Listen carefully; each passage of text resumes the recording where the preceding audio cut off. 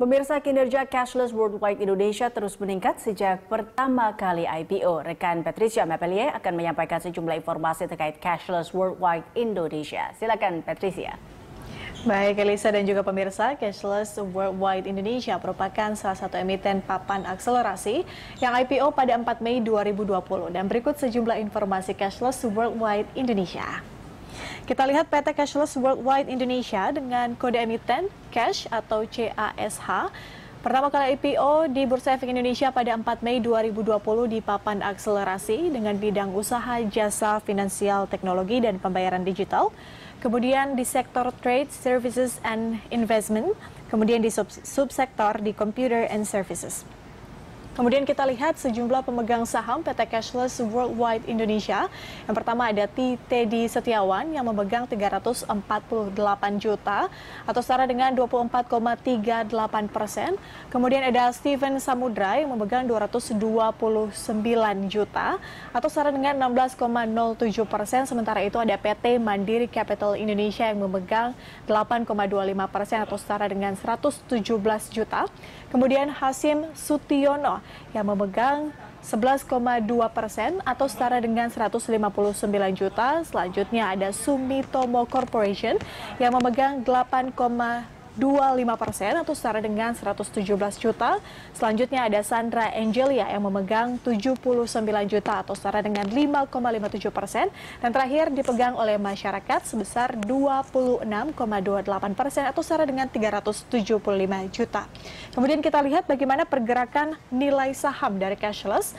Sejak pertama kali IPO, Cashless berada di level 418, kemudian sempat menyentuh 560 pada 22 Juni 2020, kemudian bergerak stabil di angka Rp500 per lembar saham, setelah itu naik di 615 pada 21 September dan kemudian turun lagi pada 20 Oktober, terakhir di 535 per lembar saham. Demikian sejumlah informasi terkait dengan Cashless Worldwide Indonesia. Kembali ke Eliza. Baik, terima kasih Patricia, dan kita lanjutkan perbincangan kita bersama dengan Pak Teddy Setiawan, Presiden Direktur Cashless.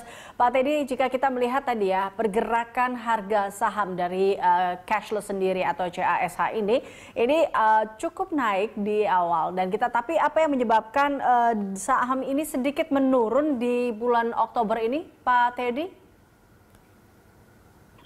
Saya rasa memang ada sedikit koreksi ya dari sisi marketnya itu sendiri. Kita lihat juga bahwa IHSG juga beberapa waktu ini, apalagi semenjak PSBB jilid 2 ini ya, agak sideways dan memang ada beberapa kekhawatiran dari sisi mungkin investors lokal tentang keberlangsungan PSBB ini dan juga nanti ke depannya itu akan seperti apa gitu ya. Mungkin memang ada sedikit kekhawatiran dari market itu sendiri. Jadi kami sih masih belum terlalu worry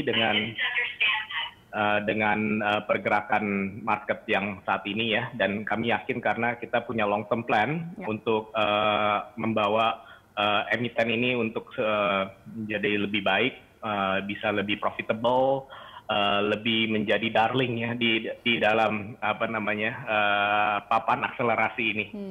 Oke. Nah, ini tadi terkait dengan long term plan yang Anda katakan. Ini proyeksi sendiri atau mungkin target untuk saham Cashless sendiri di akhir tahun ini berapa Pak targetnya?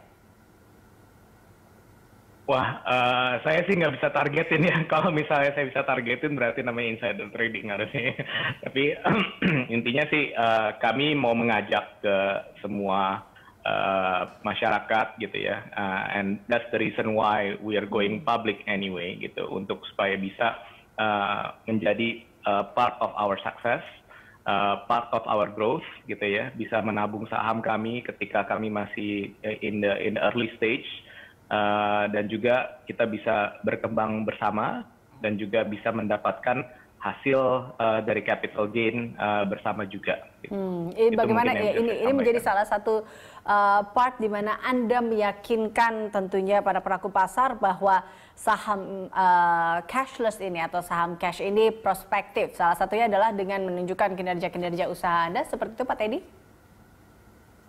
Iya betul. Dan juga seperti yang saya bicarakan, kami selalu bekerja keras untuk bisa be relevant di kala kondisi apapun, walaupun di kondisi pandemi seperti ini, kita juga sudah menyiapkan beberapa strategi mitra-mitra bisnis untuk kita bisa mengembangkan bisnis kami lagi, karena kami yakin bahwa ini memang masih sangat dini yang baru kita lakukan gitu ya.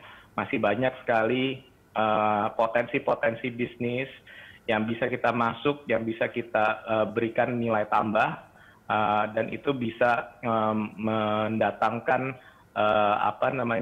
good values, not just for the company but also for the stakeholders, seperti mitra bisnis kami, merchant kami, dan juga pada umumnya konsumen kami. Tapi berarti dengan demikian Anda optimis bahwa saham Anda di akhir tahun ini akan rebound ya? Yes, Okay. itu udah pasti. Baik Pak Teddy, kita akan lanjutkan perbincangan ini usai News Update. Pemirsa, Corporate Action akan segera kembali usai News Update.